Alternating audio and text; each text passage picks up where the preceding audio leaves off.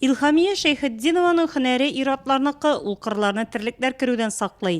Элек бу эшне иратлар башкарса, хәзер ул хатын-кызлар кулына күчкән. Илхамия атка атланып түгел велосипедын иярди дә кырларга чыгып китә. Ә өенә кайтуга ул хуҗабикә. Үз хуҗалыгында терлекләр тота, кыш-кыртны да күп асрый. Авыл хуҗалыгын исәпкә алучы кергәч, бер сүзсез төгәл мәгълүмат биргән. Терлек башы санаучылар керделәр, уңай кабул иттек без аларны. Булай терлек асырауга ничек җаебыздан килә шулай асрыйбыз, үзебез сатып алабыз, үзебез тырышабыз.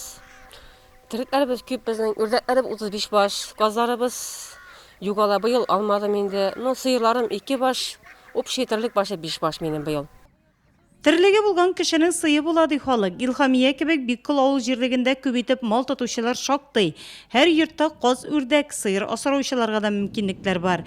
Үзләренә артып калганны көн сайын сөт җыючыга тапшыралар. Перепис буенча бездә инструкторлар йөрде. Бик әйбәт, халык бик теләп катнашты. Кайбер кешеләр үзләренең илләрендә булмаганнар да авыл советына шалтыратып та, нишлә безгә кермәде микән перепис. Өлкән буын халкы моны көтеп каршы алып торды переписчикны. Проблемалар булмады.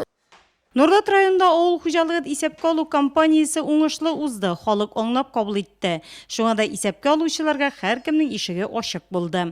Бу эшкә безнең 4 инструктор 24 переписчик эшкә алынды. Алар барысы 11200 объект катнашулар эчендә 17 сельхозпредприятие, 88 КФХны, 10100 шәхси хуҗалыкны исәпкә алдылар.